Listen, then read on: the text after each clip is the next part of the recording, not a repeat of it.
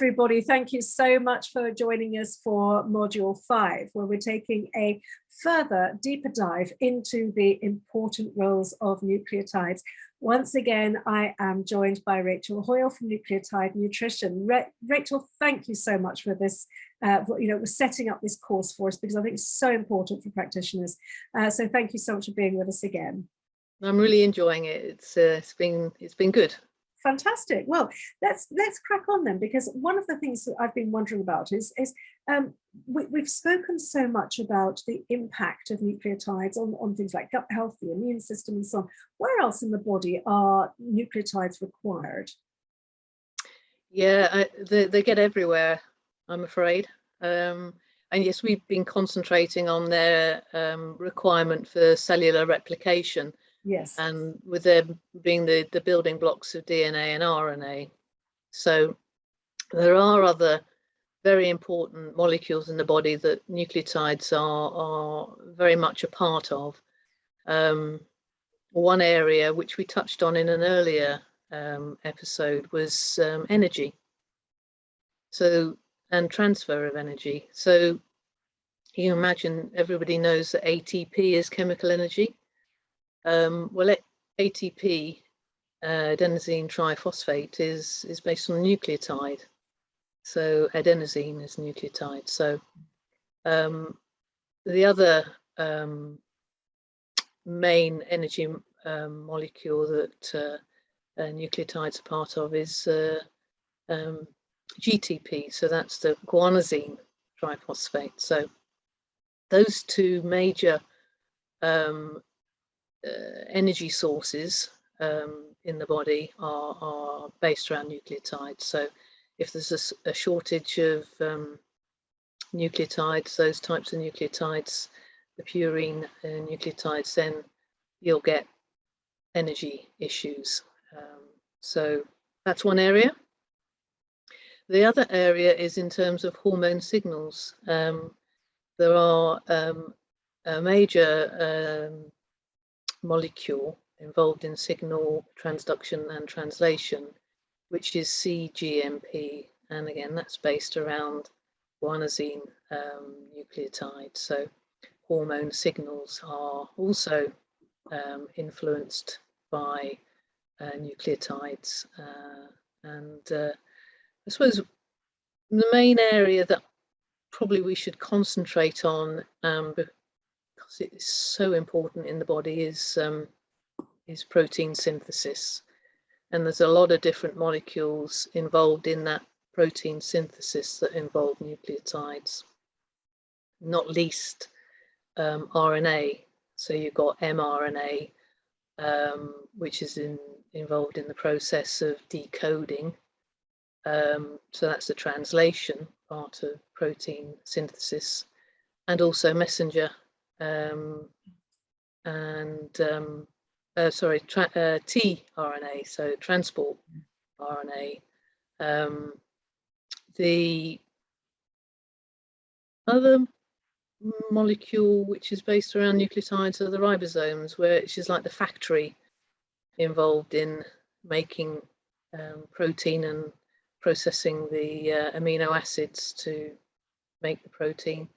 And ribosomes are fundamentally nucleotide molecules. So really a lot of nucleotides are required for protein synthesis, and most people, when they think of protein synthesis, just really think of amino acids, whereas nucleotides are very much an essential part of the whole process.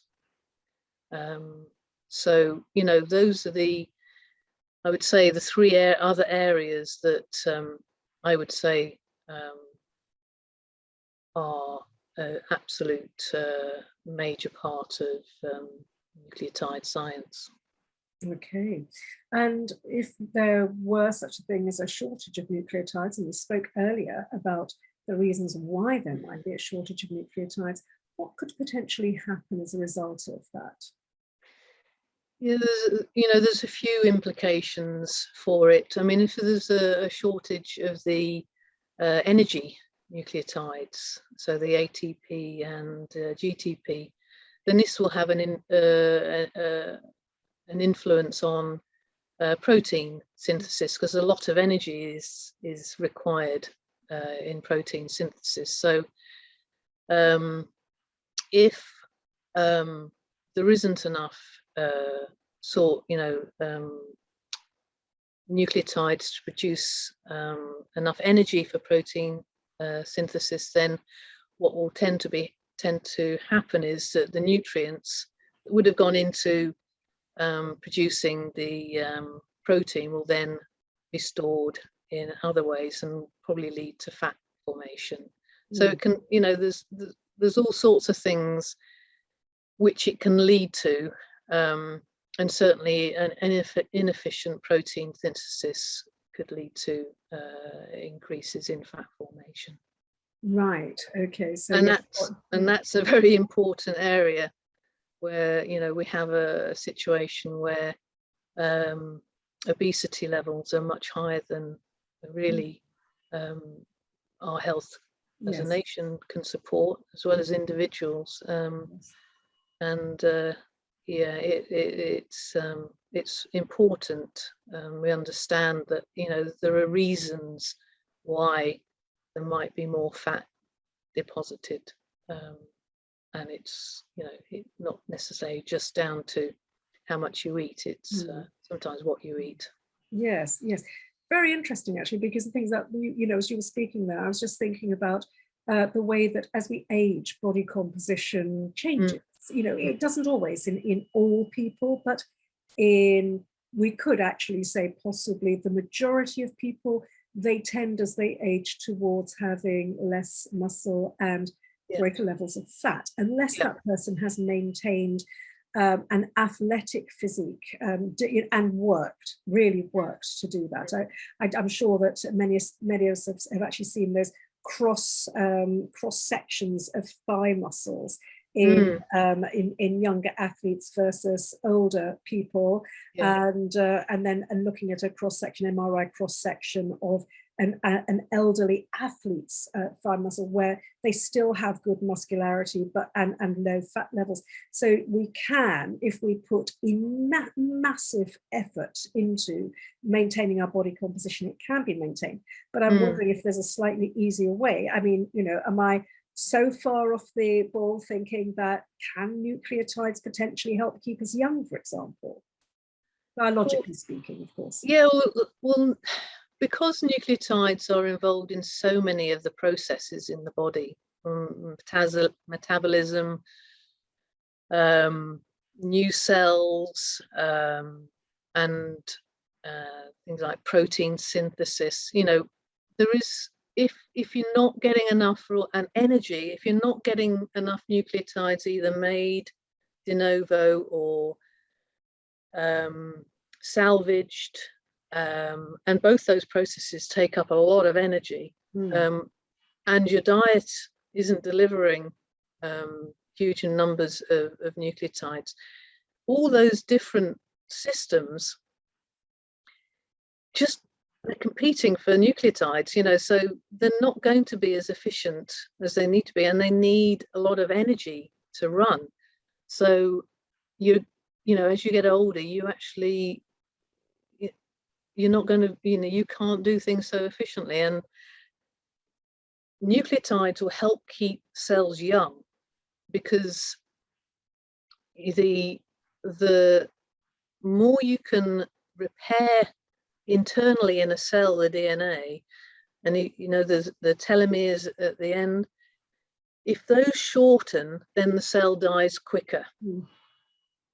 So there's repair processes set up naturally within cells to repair. Now, if they don't have enough nucleotides or even energy to do all that, then the cells will die quicker. So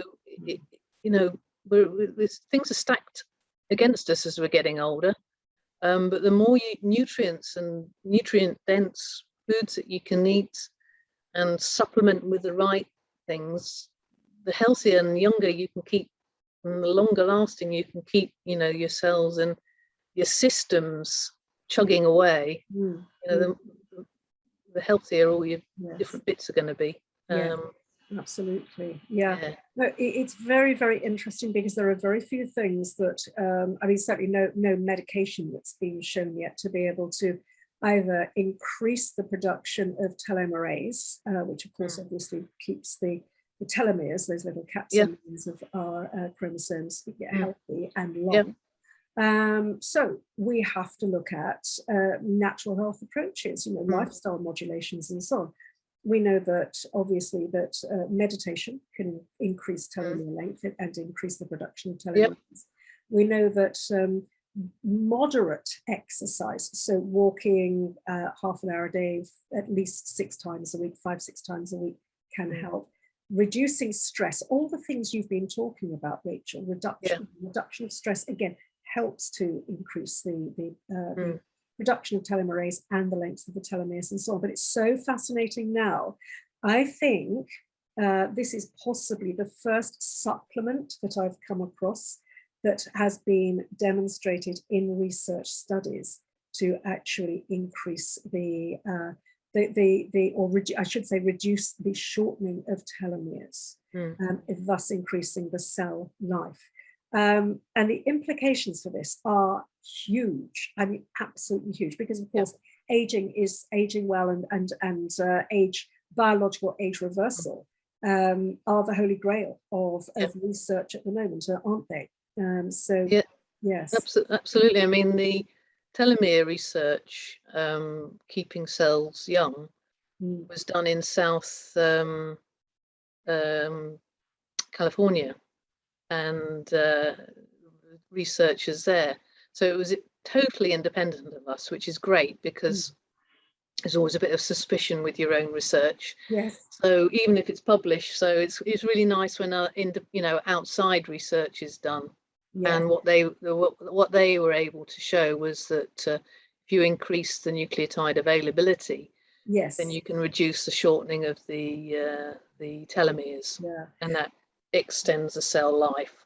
So that was the thrust of that particular research. The research that we've done is actually looking at the body's repair mechanisms, where there's been DNA damage, and you can damage your DNA in all sorts of different ways, and one of those ways is oxidative stress, and that might be induced by what you eat. And this was the research that was done in Germany, looking at the impact of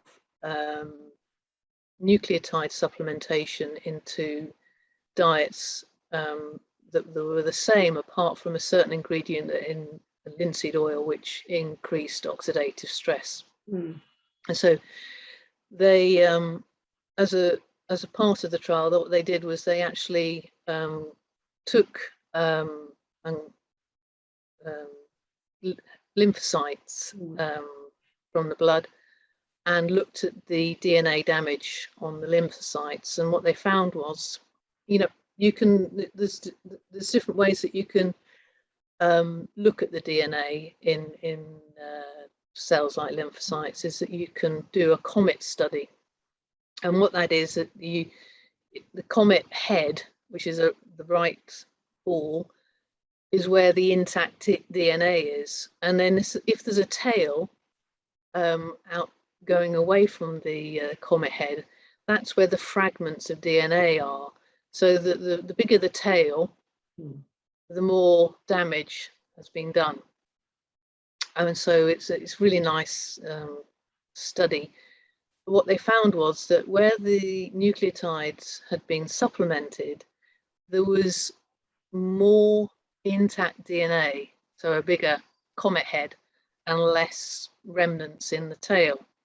And it matched more the diet where there'd been no extra linseed oil creating an oxidative stress. So it was really nice, and the researcher reckoned it wasn't that the nucleotides were acting as an antioxidant. The nucleotides were being involved in the repair process, so that the DNA that was damaged was actually repairing. It was being repaired. So it was actually acting. The nucleotides were acting as part of the DNA repair. Yeah. It's quite mind-blowing, actually, isn't it? Yeah. Because there's really very little else that can actually do that. So, and certainly nothing in conventional medicine, not a thing. So it is, I think, yet another argument for taking a lifestyle approach to our health and well-being. Absolutely. And one thing I want to stress is all the work that we're doing is not designed to get the body working in any different way. It's actually to support the body in how it really wants to work, because it's a fantastic, body, and all it needs is the help for it to work normally. And so the more that, to its genetic potential, and so it really needs the support of all the different nutrients in order to do that, and nucleotides are a part of that. Absolutely, yes. I think you make the case so incredibly well, and I'm just sure that anybody watching these modules that we've been putting together for them, they're going to want to be able to contact you. Of course, obviously, your contact details are beneath this video. If you're watching, for example, on YouTube, then you can click the little down arrow in the right-hand side and the show notes will open up, and you'll be able to see Rachel's contact details or ask us questions in the notes. We love it when people leave comments to us, because it's such an immediate way of being able to get back to contact you. So it's lovely. And but yes, honestly, Rachel, I cannot thank you enough for this. We've got one more module coming up, which is where we will be sort of summing things up. And I know you've got more to share with us.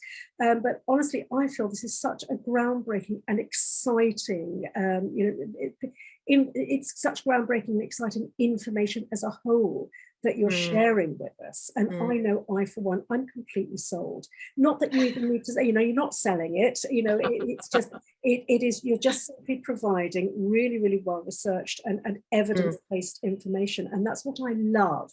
And I think that's what's so important in complementary medicine, because everything that we do at the Complementary Medical Association, all the information that we put out, and certainly people like yourselves, CMA approved suppliers, those companies that are good enough to be able to get that membership designation, you have to have that body of evidence. That's what we look for, because we know that members of the public, and also, of course, medics out there who may well be looking to support their patients even better, they need to see the evidence. And that's what I love about what you're doing, Rachel. So I cannot thank you enough for this. It's a pleasure. So thank you for being with me for this. And Rachel, I think, let's have people back for this, for module 6. And so everybody will see you very soon in this next module. But Rachel, thank you. And we'll be right back with you. Thanks, Jenny. Thank you.